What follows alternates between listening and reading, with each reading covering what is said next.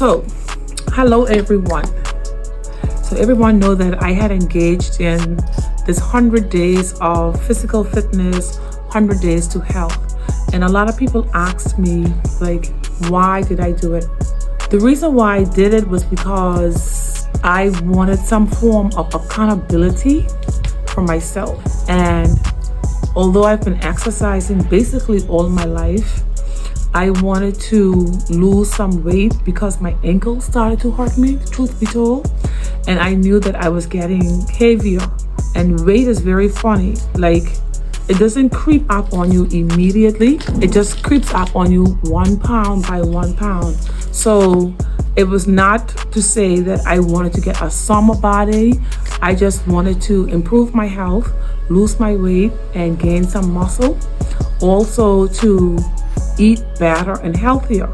So one of the ways that I knew that I could stay true to myself was if I posted. Once I started posting and I said like 100 days, people in the community started asking me questions like, oh, you on day 4, you on day 5, things like that. And so it was more of accountability, and that pushed me toward continuing with my journey. So basically that was my own personal journey, why I started. Now, I encountered a lot of challenges. One of the biggest challenges I did encounter was keeping motivated. Because obviously, some days I just didn't feel like exercising or I felt tired. But because, again, accountability, I pushed myself. And another challenge was when you're not seeing the weight peeling off, like how you think it should be peeling off. I'm only human, it can be discouraging. Like, you exercise the whole week and you go on the scale and the scale did not move. And instead of moving down, you actually gain a pound or 2. And I'm like, what's going on here? Like, I'm exercising and the scale going up. So I had to encourage myself. Like, I did a lot of reading and I saw that sometimes things like that did happen. Like, sometimes you would gain a pound or 2 and then you would lose. A lot of times though, you would lose inches and not necessarily the weight. So I saw inches going off, and so that encouraged me. And my busy schedule, I am an attorney, I'm a prosecutor, and I have a big family, and juggling family and trying to exercise, and a lot of my work involves travel. But the good thing about it is wherever I go, I always take my gym clothes with me. It doesn't matter. If I go to Seoul Key, I take my gym clothes with me, okay? So that's the reason why I did it, and those are my challenges. Now, I would like to share with you some of the things that I have learned, tips. All right. So one of the tips that I learned is you have to do this thing for yourself. You can't do it for other people. You can't do it as a short-term goal, like, okay, it's now June and I want to be sexy by August. That's not a good plan. It's going to cause you to want to go on a diet. And, I personally don't like diets. So you have to want to do this for yourself, because you're going to need self-motivation. Because guess what? You're not going to have the crowd. So sometimes people are more motivated when they have crowds. You're not going to have the crowd. So you have to come with your own determination. You have to come with your own motivation. Next thing is you have to determine what time of the day is best for you. Some people like to exercise in the morning. Some like to exercise in the evening.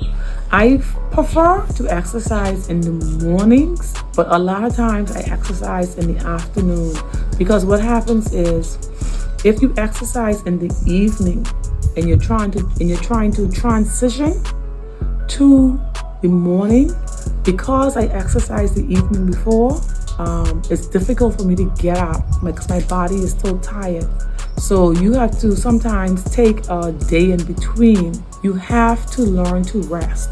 That's actually another tip. You need 6 to 8 hours of sleep. Sometimes when I exercise and I was only getting 5 hours sleep, I was really exhausted during the day, and I started falling asleep around 3 o'clock in the afternoon at work. I was tired. I was exhausted.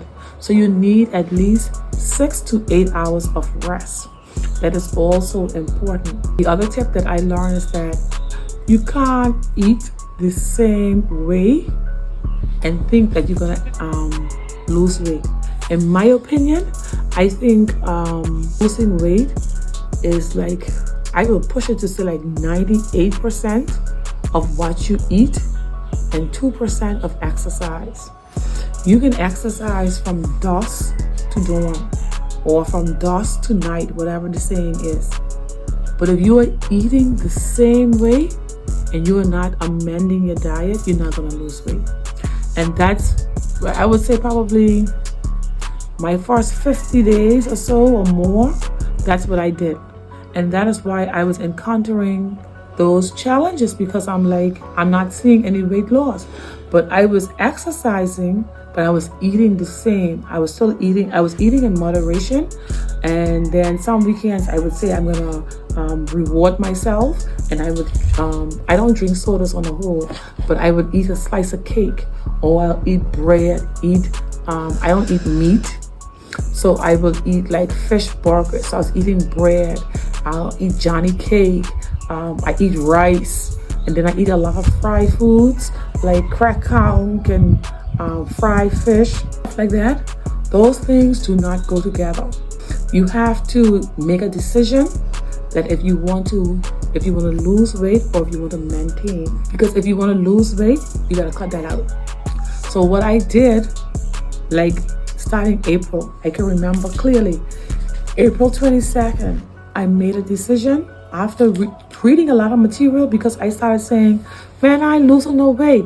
I was physically fit. Like I did my physical at the hospital during this period of time. Everything came back perfect. But I didn't lose any weight. And this is my objective. I was not trying to maintain my weight. I was trying to lose the weight. So I made a decision on the 22nd of April, during my 100 days, I'm gonna cut out rice. I'm gonna cut out bread. I'm gonna cut out snacking. And another tip is, you have to stop eating at a certain time in the night. You can't be eating all up until 8 o'clock. So the next thing I had to do was cut out eating late. And then there's some chips that I like. I had to cut that out, right? So I cut off eating like between 6 and 7 o'clock. That was it for me. I had to cut off eating. And if I got hungry afterwards, I will drink some water, or I'll drink some tea. And if it really got bad because I didn't have enough calories during the day, I'll eat a fruit. But there are fruits that I love but don't love me. Like my favorite fruit is mango, but you can't eat, mango is very, very high in sugar.